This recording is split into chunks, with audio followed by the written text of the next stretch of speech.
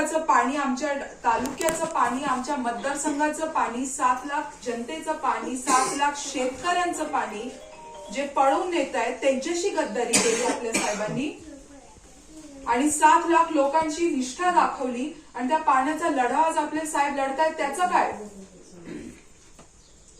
किती सोपं होतं कालच्या सभेमध्ये या गोष्टीचं खंडन करणं. झालं का खंडन?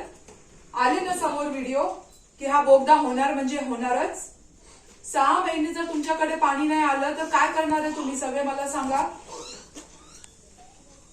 एक खराब उन्हाळा आला, एक दिवस पाणी नाही आलं तर जीवाची कशी तळमळ होते. 6 महिने पाणी नाही आलं तर आपण रस्त्यावरती येऊ, आपल्या तोंडातला घास काढून दुसऱ्यांच्या तालुक्यामध्ये हे लोक दिवाळी करायला निघाले. काही तर लाज वाटली पाहिजे. दातृत्व भाव काय आपल्यामध्ये नाहीये का? 2018 साली साहेबांनी म्हटलं होतं जे अतिरिक्त पाणी आहे आपल्या धरणातलं ते तुम्ही बोगद्यांनी हमखास न्या. 11 मीटरच्या पातळीवर करा बोगदा आणि हमखास न्या.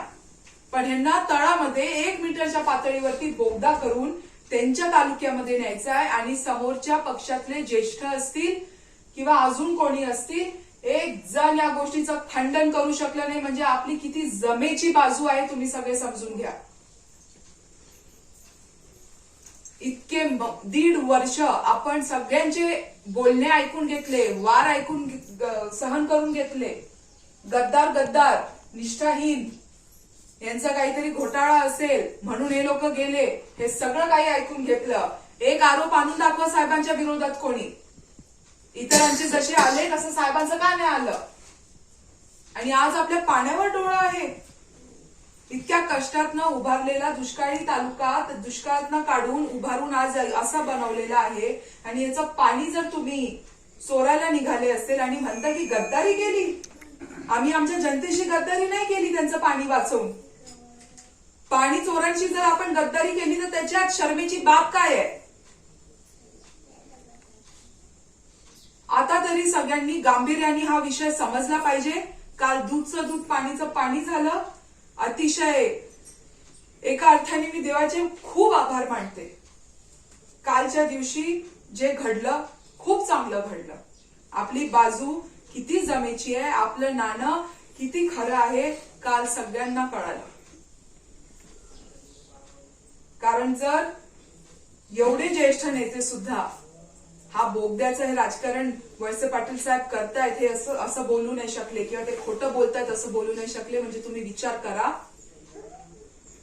आपली बाजू किती जमेची आहे. हातात आहे आपल्याकडे 5 दिवस. पाणी जर आपलं वाचवायचं असेल, नगर जिल्ह्यात नाही जाऊ द्यायचं असेल, आपल्या हक्काचं पाणी जर वाचवायचं असेल, आपलं भविष्य जर सुरक्षित ठेवायचं असेल तर आपल्याला घड्याळाला मत देण्याशिवाय अजून काही पर्याय नाही. उद्या जर कोणाच्या गाफील जर आपण राहिलो आणि पाणी जर कुठे गेलं तर मग नुसतं परमेश्वर आठवेल, तेव्हा आपण काहीही करू शकणार नाही. तर तुम्ही सगळेजण याचं गांभीर्य समजा.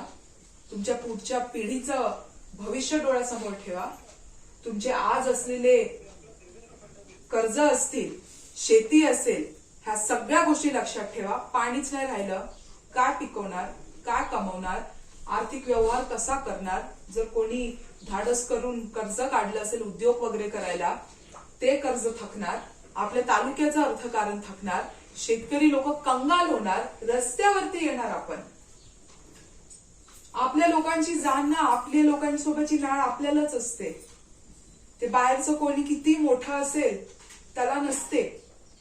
असते तर कधी आपलं पाणी पळवलं नसतं आणि कधी असं म्हटलं नसतं की हे खोटं असं म्हटले नसते की हे बोगदा गेल्याशिवाय आम्ही राहणार नाही.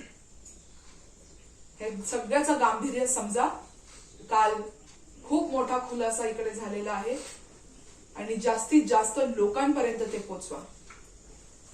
करो या मरो अशी आता आपली परिस्थिती निर्माण झालेली आहे. एकतर करा, नाहीतर पुढच्या येणाऱ्या खराब परिस्थितीला सामोर जा आणि त्याच्यात मरा. त्याच्याशिवाय आपल्या तालुक्याला अजून कोणताही पर्याय राहिला नाहीये. अतिशय जबाबदारीने मी तुम्हाला इथे मंदिरात उभं राहून सांगतेय. मला याच्याशिवाय अजून काहीही बोलायचं नाहीये. बस मतदानाचं आवाहन करायचंय. येत्या 20 तारखेला घड्याळाच्या समोरचं बटन दाबायचंय आणि हा विषय जास्तीत जास्त लोकांपर्यंत पोहोचवायचा आहे. हा अतिशय गंभीर विषय आहे आणि इतकंही आपल्याला कोणी कधी गृहीत नाही धरलं पाहिजे. धन्यवाद.